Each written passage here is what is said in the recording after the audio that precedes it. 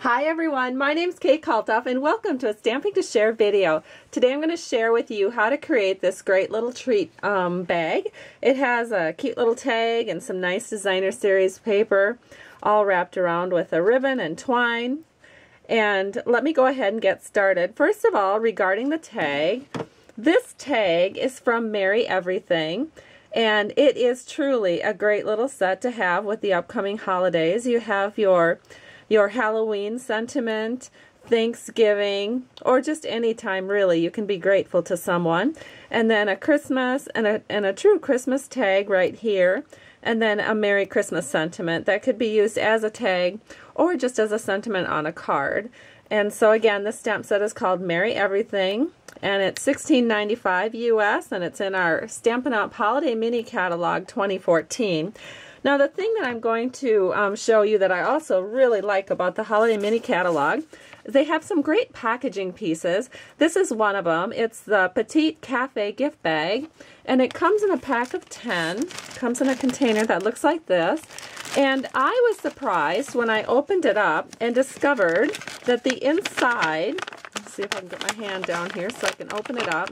The inside, and you may or may not be able to tell, but it is layered with like a plastic film, which makes it food safe, and it means that if you have something like nuts or candy, the plastic should keep it from bleeding through to the outside of your bag. So I really like that feature. Now I did want to decorate this a little bit, and I didn't want it to be too girly. I actually am planning on giving this to some men in my life, and I was planning on filling it with some nuts for Christmas. And I thought this designer series paper was great because it had acorns on it, and I wanted to continue that kind of nutty theme to the treat that I'm putting on the inside. So let's get started. The first thing I did is I used our Nordic Noel designer series paper. This is what it looks like, and you can see the nutty paper that I'm using today. And then we have all of these pieces, and then this of course is the reverse side. So many awesome patterns to choose from. It's a great designer series paper for the holidays. And actually what I'm going to do is fold this back down, and then here's my nutty paper. I've cut it at 3 by 5 inches, and another piece of paper that I have is some gold foil paper, and I have that at 3 inches square. And so what I'm going to do is I want to know exactly where I'm going to have the top part of my paper land. So I'm just folding down this really nice area up here. It's just like a coffee bag that you would get at Starbucks or Caribou. And that way I know with this crease right here under this cutout, I know that's where I want the bottom of my gold foil to be. So what I'm going to do is I'm going to just hold this gold foil in place, and I'm going to put some snail down here at the bottom, and then I'll hold this gold foil in place so that it's right here at the bottom of that flap, and then I can take this nutty designer series paper and layering it just so that I know about where it's going to lay. I want all of my 3 sides to be even. I can just set that down, and then I'm just going to line up my edges and then press down. And now I have my paper exactly how I want it for the front of my bag. Then I'm going to do a little bit of a ribbon wrap. This is our sheer Cherry Cobbler 1-inch ribbon, and it also is in our 2014 holiday catalog. And I'm just going to lay this over the top part of the designer series paper. I'm going to fold it over, and you know me, I always use Scotch tape for this, but you can use snail if you'd like, or other adhesive of choice. I just happen to like Scotch tape for making sure that my ribbon is really secure. And now we can go ahead and, using multi-purpose liquid glue, we will just put this onto our bag. Boy, the glue's kind of barely coming out today. Alright, so we're just going to center this on the front of our bag like so. And now we can set this aside. We essentially have that done. So you can see how fun this would be to vary the designer series paper and the ribbons, and maybe use silver foil or gold foil or just something shiny here at the top to catch people's eyes. And the next thing we're going to do is stamp our tag. So I have the Christmas one, and I am going to ink it up with the Cherry Cobbler ink and just stamp that down on this piece of scrap Whisper White. And it turned out real nice. I'm just going to do it again as long as I've got this extra white. And I'm going to set this aside for just a second because I want to show you how to get rid of excess ink. Yesterday in my video, I had someone ask me, well, how do you get rid of excess ink?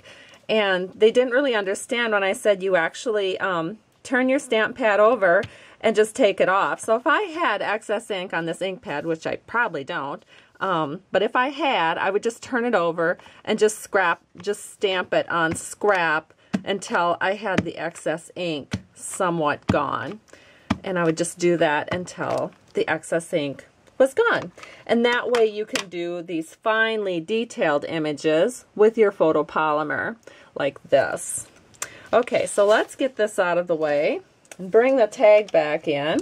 And what I'm going to do is insert my new note tag punch, and I'm going to punch that out.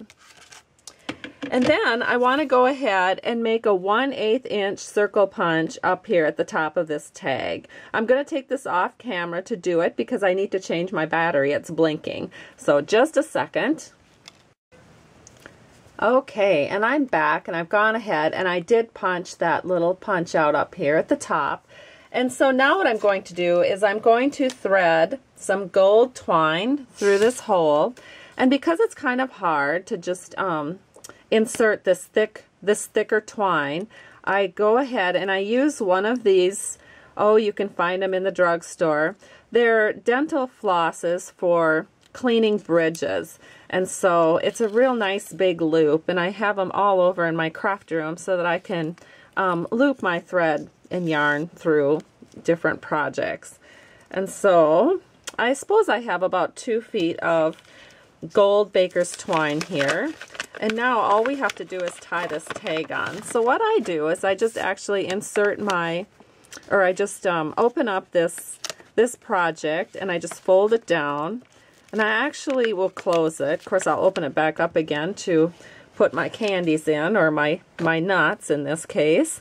And I am just going to, now I'm sure this is going to be quite difficult to do on camera because that's just how it always goes, but I'm going to attempt to tie a nice bow for you. So I don't really care where the tag ends up right now because I can move that since it's not knotted in there. But I am going to knot this around so that it doesn't move on me when I'm trying to tie my bow. So now I just make my bow, and hopefully it will come out all pretty. There we go. Oh, I think it worked. Okay, now what we can do is just move this along to where we want it, put the bow up like that, and we have a completed project. So here's the one that I just did. And here's the one that I did when I started the video.